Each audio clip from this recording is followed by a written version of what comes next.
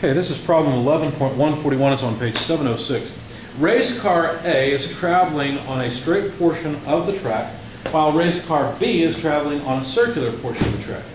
At the instant shown, the speed of A is increasing at a rate of 10 meters per second squared, and the speed of B is decreasing at a rate of 6 meters per second squared. With the position shown, determine the velocity of B relative to A and the acceleration of B relative to A. So let's sketch this. Just trace it. You know what, let's just do it this way. Really, we're interested in particles, A and B. Of course, their velocities are along the path, so A's velocity is 240 kilometers per hour, and the acceleration of A, let's see, what do they say? The speed of A is increasing at a rate of 10 meters per second squared. Okay, so that's in the forward direction. The velocity of B is tangent to the path and is 200 kilometers per hour. But then the acceleration of B, how did they word that? We've got to be careful. The speed of B. What do they mean by speed? They didn't say velocity. Why did they distinguish the two? Because velocity is not vector and speed is not. Exactly. So they're just talking about the scalar portion of the acceleration.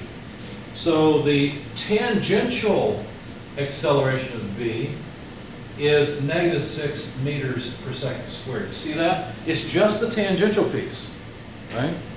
The car also has some normal acceleration in the normal direction. As a matter of fact, we have an equation for that. Go ahead. Just to, like, what would it be if it wasn't, if we weren't just a tangential acceleration? What would the acceleration? How would they say that? They would say it has a total acceleration of a certain amount. So what's the difference? The difference is that the total acceleration would be the vector sum of the tangential acceleration and the normal acceleration of the particle. That would be the total acceleration. Since they said the speed is changing, that means it's the magnitude of the velocity that's changing by this amount. You see? So it's a different thing. As a matter of fact, let's go ahead and calculate the normal acceleration. We were given an equation for it. It's just the square of the velocity divided by the radius of curvature. A few more pieces of information. We need some geometry. It looks like the radius of curvature is 300 meters, and despite my drawing, the angle, let me move this a bit.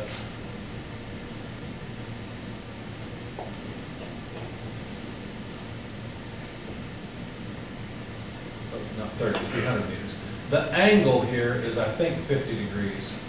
Double check that number. Yes, it's 50 degrees. Okay. Now, the first thing I'd like to do actually is probably convert. So 200 kilometers per hour, I'd like it in meters per second. So take your calculators and first of all divide that by 1,000 and then multiply by, well, multiply by 1,000, divide by 36. So basically, take 200 and divide it by 3.6. That'll give us meters per second. Okay?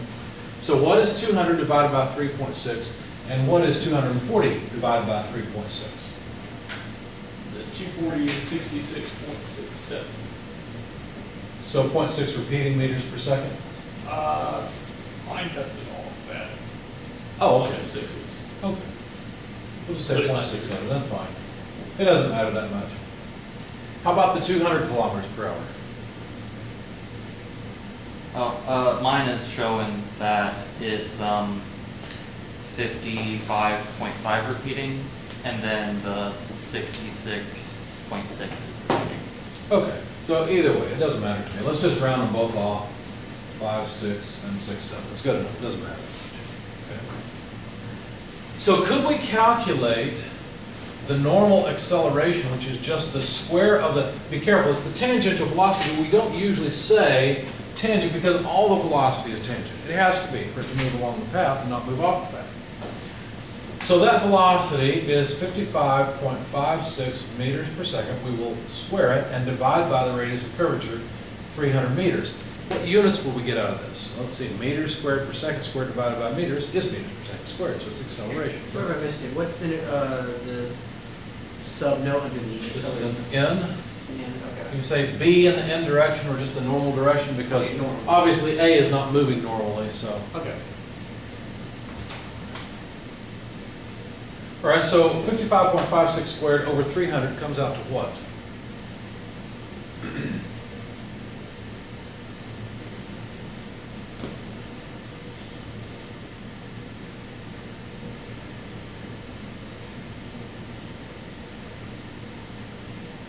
I have 10.29. 10.29, okay.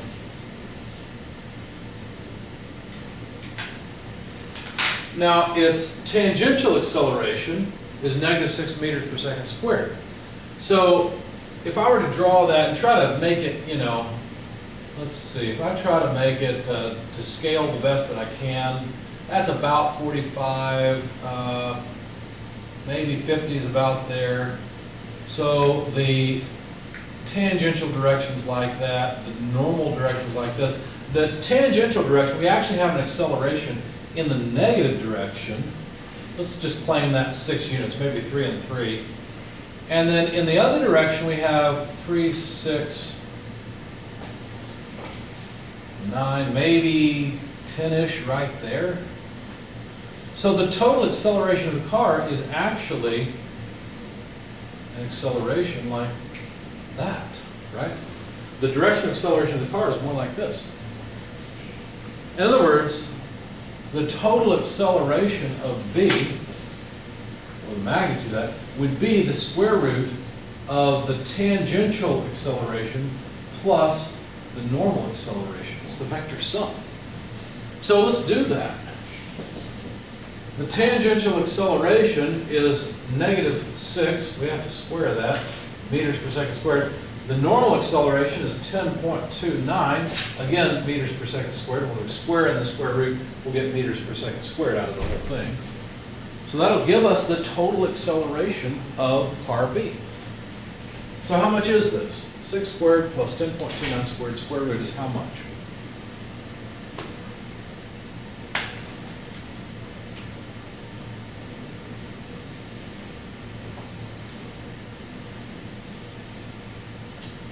I'm getting 11.91 rounded.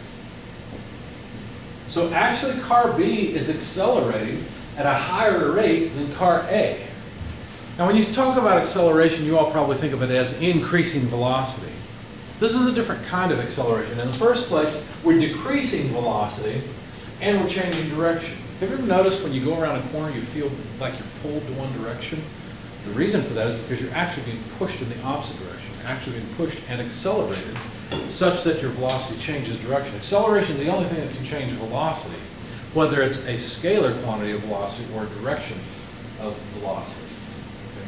Now, of course, they didn't ask for this total acceleration, but we went ahead and calculated it anyway. So now we know everything about the acceleration of car B and the acceleration of car A. By the way, of course, you could look at the normal acceleration of car A as being 0 because either the radius of curvature is infinite, right? That's one way to look at it, or the direction is not changing, right? The only thing that can change the direction of velocity is a normal acceleration, an acceleration that's lateral. Okay? Anyway, let's see what the problem asks, because I don't think we've really answered the question. For the position shown, determine the velocity of B relative to A. Well, that's not too bad, because, of course, not only are we going to use, we've already, in fact, used a normal vector and a unit tangential vector, but we will also use a Cartesian coordinate system, an XY coordinate system like this. Okay? I know how much the total velocity is. It's 55.56 meters per second. But what is that in terms of I and J? Well, let's see. My coordinate system looks like this, Y, X, and the velocity of B looks something like this. Let's figure out the angle. So we've got a 50-degree angle from there to, let's see, so there's a normal vertical. So there's our 50-degree angle. Then, let's see, we must also have a 50-degree angle here. Well, we know it's 90 degrees from here to here, so from vertical to this velocity vector must be, what, a 40-degree angle? So if we're getting all of that, we know we have a 40-degree angle, or we could say we've got a 50-degree angle to horizontal, just looking at the geometry. So, VB in the x direction, well, that's going to be a negative number, isn't it? So it's going to be the magnitude VB, the 55.56, multiplied by, well, I want cosine of 50 degrees. VBY will be equal to, well, it's also in the negative direction, so negative VB sine of 50 degrees. So let's figure out what these numbers are. 55.56 meters per second cosine 50 degrees and 55.56 meters per second sine of 50 degrees will tell me the x and y components of the velocity of B. Notice all I'm doing is transforming the velocity from the tangential direction to the xy direction. That's all I'm doing. It's pretty simple. Just representing the vector in a different coordinate system, that's all. Okay. So what do we get for 55.56 cos 50 and 55.56 sine 50? Yes, I got 35.71. 35.71 meters per second. Thank you. Somebody have the y direction? And if you get a different number, please let me know for either of these.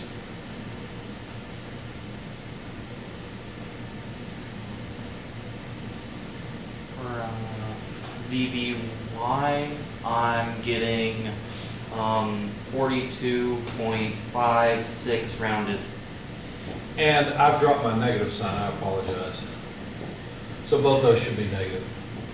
Which makes sense, they're moving in the negative direction. So basically the velocity of car B written as a vector would be negative 35.71 I minus 42.56 J, both in meters per second. So all we've done is express the velocity of car B in the Cartesian system rather than the the tangential and normal system. Now we can answer the first question, because the first question asks, what's the velocity of one car relative to the other? In fact, it asks for the velocity of B relative to A. So the velocity of car B with respect to A would be the velocity of B less the velocity of A. The velocity of A is pretty easy to write down in terms of a vector. The velocity of A as a vector is just negative 66.67 I meters per second. It has no J component, right? So this relative velocity, all we have to do is take VB and subtract VA. Well, if we subtract VA, we're really adding 66.67 to 35.71, not to the J component. The J component will remain constant because VA has no J component. So we have negative 42.56 J meters per second. But we've got to figure out the I component. In other words, take 66.67, which will end up being positive because negative times negative is positive, and subtract 35.71. What do you get when you do that? It's going to be 30 point something. If I'm thinking right.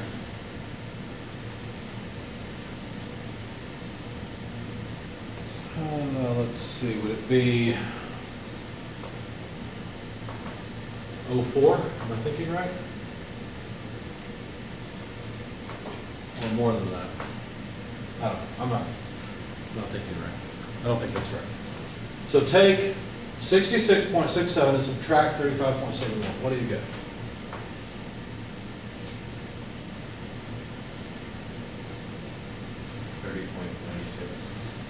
Thank you. 30.96. There we go. I went the wrong direction. Now that's in the I direction. Okay? Shouldn't it be negative 30.96? Why? Because the negative 66, because We're taking the negative, this is the vector, right? That Right. is VA. Negative times negative is positive. correct, but okay, so we're doing B to A. Not A to B, We're, correct? we're looking at A. It's as if we're riding on A. What's the velocity of B if we're riding on A? Okay. Okay. And I'm sorry, I wrote J there, I should have written I. So as far as we're concerned, if we're riding in car A, it looks like B is moving towards us in the I direction with positive velocity. Gotcha. Okay. You're probably thinking that a positive number meant velocity in that direction. It doesn't, it means velocity in this direction. We also, if we're riding in car A, to us, it looks like car B, or car B, is moving with a negative Y velocity. That makes sense, because we're going straight, he's going around the corner, right? So sure enough, yeah, he'd be going around the corner with a negative Y velocity. Okay? So that makes sense? Okay. That wasn't really the challenging part. The challenging part is the acceleration. Because the question is, what's the acceleration of B relative to A? Okay. Now, A is accelerating, bless you, and we will certainly have to calculate the relative acceleration just as we did before. So what's the acceleration of B with respect to A? Well, isn't it simply the acceleration of B minus the acceleration of A?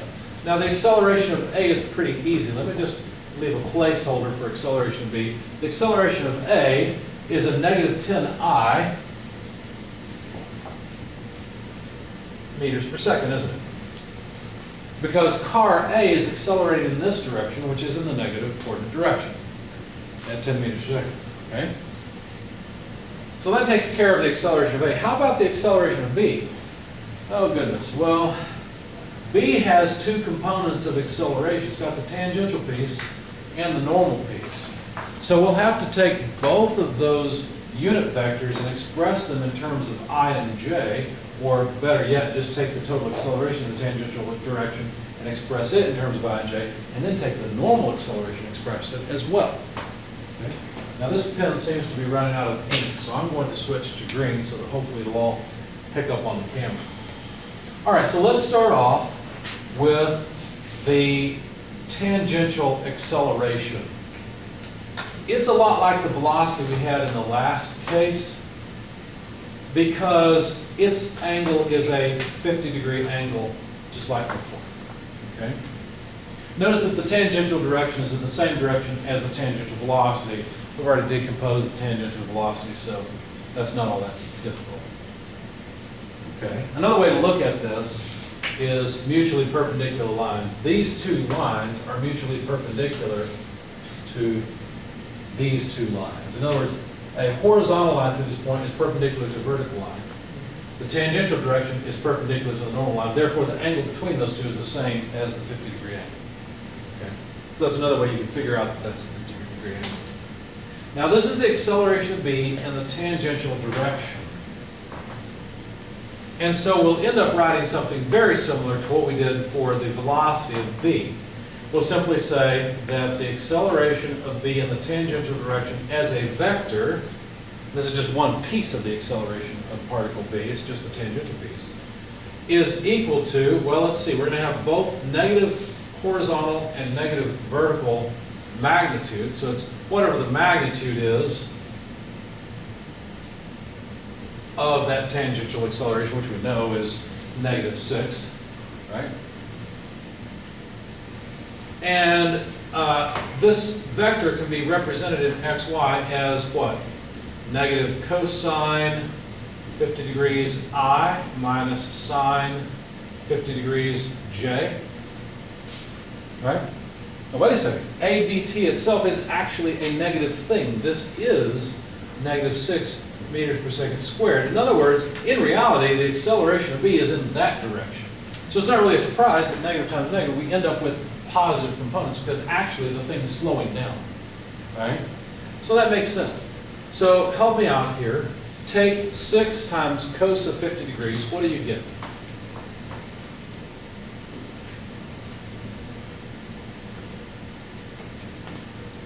Uh, 3.86.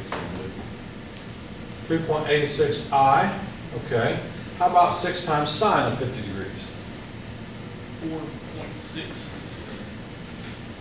4.60j. And these are both meters per second squared. But that's not all of the acceleration that B has. B also has normal acceleration. So how will we take the normal acceleration vector and break it up? Let's say AB normal. Sounds like something from Young Frankenstein, Abby normal.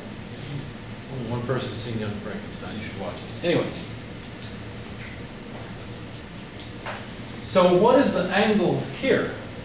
Well, if that's 50 degrees and this is 90 degrees, which it has to be, then that must be 40 degrees, right? So, to represent the normal acceleration of the B, I would have whatever its magnitude is, multiplied by, well, let's see, we're going to have a positive x component, so that's just cosine 40 degrees I, and a negative j component, so minus sine 40 degrees j. And of course, the reason it's sine with x and, or I'm sorry, cosine with x and sine with y, is that the angle is measured off of a horizontal line. So, it makes sense. Now, what is the magnitude of the normal acceleration? Well, that's right here. It's v squared over rho.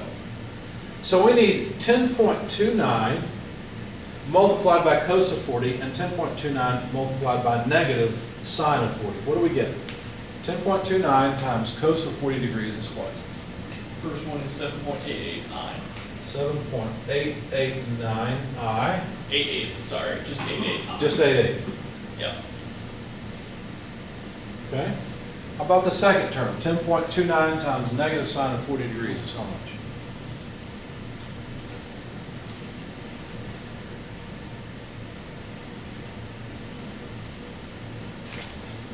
Uh, 6.61. 6.61 J. Thank you.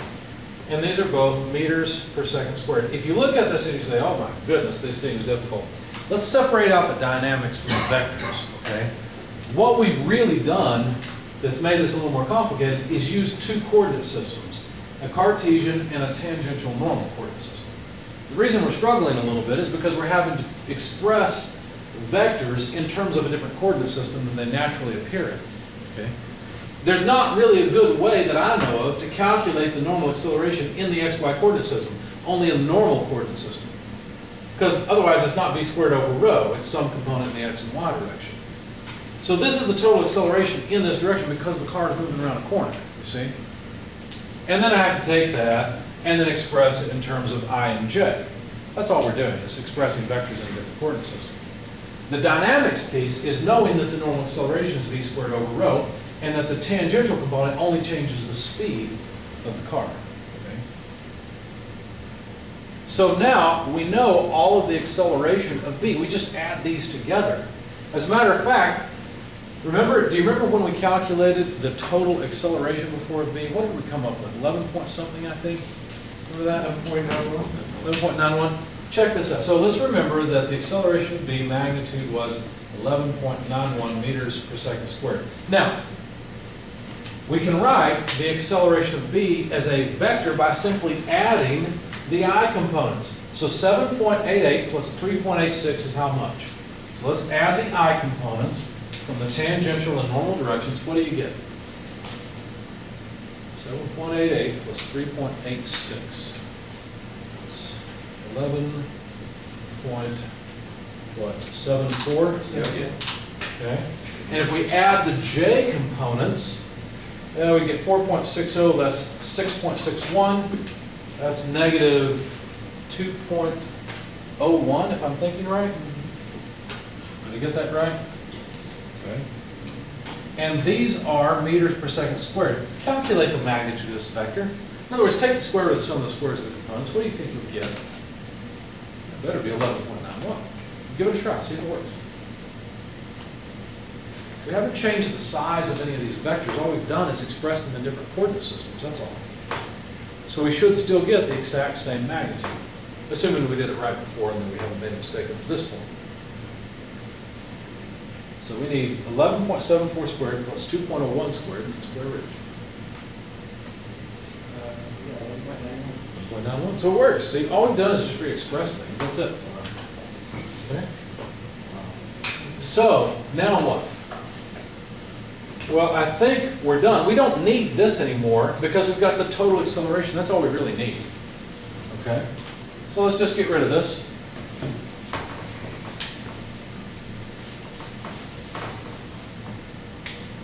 And now we can calculate the relative acceleration. Well, how does it go? We need the acceleration of B. Looks like that B has an I component that will combine with A's I component. So all we got to do is take 11.74 from the acceleration of B and subtract 10. So we're going to get 1.74I. And then we have to just say minus 2.01J, because that's the rest of the acceleration of B, minus the Y component. Oh, wait a second. It's minus a negative, so it should be plus. So it should be 11.74 plus 10. So that's 21.74. There we go.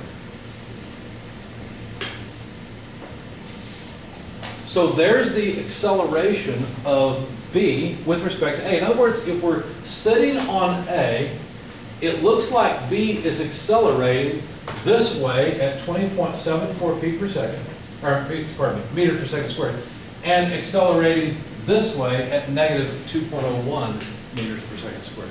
Acceleration is a little more difficult to look at and say, oh, okay, intuitively that makes sense. The velocity you probably were okay with because you've driven along on the road, you've seen a car take a left in front of you. And so it looks like that car is actually coming towards you and starting to speed up, going laterally. So that makes sense. But you probably haven't thought about the rate of change of the velocity relative to you. That's a little more complicated thing. But I think we've taken all the steps correctly, so that should be the correct answer. So our answers are here and there. Any questions about all of this? Okay.